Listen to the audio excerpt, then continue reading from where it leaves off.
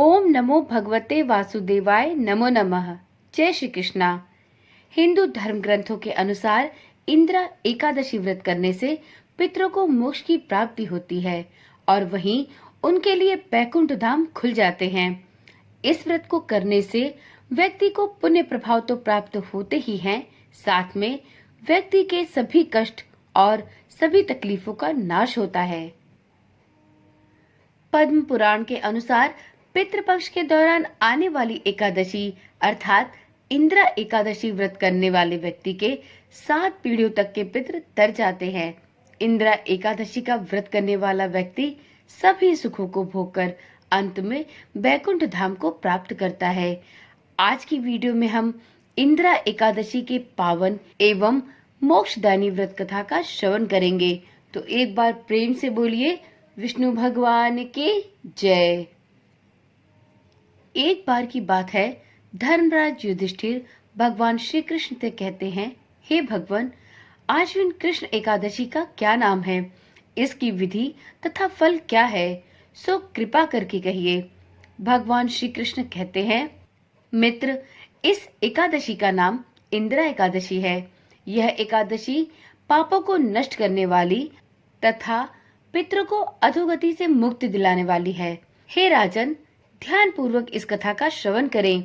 इस कथा को सुनने मात्र से ही वाजपेयी यज्ञ का फल प्राप्त होता है और साथ में पितरों को भी मोक्ष की प्राप्ति होती है।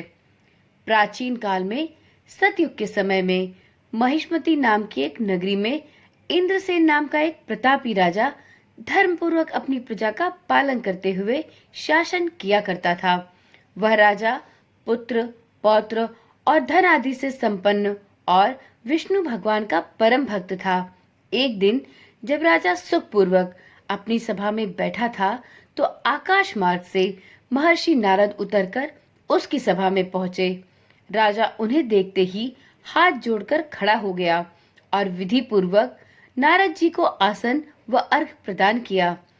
सुख से बैठकर नारद मुनि ने राजा से उनका कुशल क्षेम पूछा और पूछा, हे राजन, आपके 7 अंग कुशल पूर्वक तो हैं? देवर्षि नारद की ऐसी बातें सुनकर राजा ने कहा, हे महर्षि, आपकी कृपा से मेरे राज्य में सब कुशल है तथा मेरे यहाँ यज्ञ कर्मादि सुकृत हो रहे हैं। आप कृपा करके अपने आगमन का कारण कहिए। तब ऋषि कहने लगे, हे राजन, आप आश्चर्य देने वाले मेरे वचनों को ध्यान पूर्वक सुने। मैं एक समय ब्रह्मलोक से यमलोक को गया। वहां श्रद्धा पूर्वक यमराज से पूजित होकर मैंने धर्मशील और सत्यवान धर्मराज की प्रशंसा की। उसी यमराज की सभा में महान ज्ञानी और धर्मात्मा आपके पिता को एकादशी का व्रत भंग होने के कारण देखा। उन्होंने संदेशा दिया है, सो मैं आपसे कहता हूँ। उन्होंने कहा है कि पूर्व जन्म में कोई विघ्न हो जाने के कारण मैं यमराज के निकट रह रहा हूँ। सो हे पुत्र, यदि तुम आश्विन कृष्ण इंद्रा एकादशी का व्रत मेरे निमित्त करोगे तो मुझे स्वर्ग की प्राप्ति होगी और मेरे द्वारा किए गए सभी पापों का क्षय होगा। इतना सुनकर राजा कहने लगा कि हे महर्षि, आप इस व्रत की विधि मुझसे कहिए।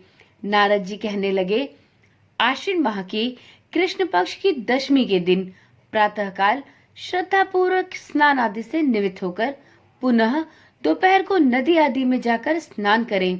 फिर श्रद्धा पूर्वक अपने पितरों का श्राद्ध करें और एक बार भोजन करें। प्रातःकाल होने पर एकादशी के दिन दातून आदि करके स्नान करें। फिर व्रत के नियमों को भक्ति पूर्वक ग्रहण करते हुए प्रतिज्ञा करें कि मैं आज संपूर्ण भोगों को त्याग कर निराहार एकादशी का व्रत करूंगा। हे अच्युत, हे पुंडरीकाक्ष, मैं आपकी शरण में हूँ, आप मेरी रक्षा करिए।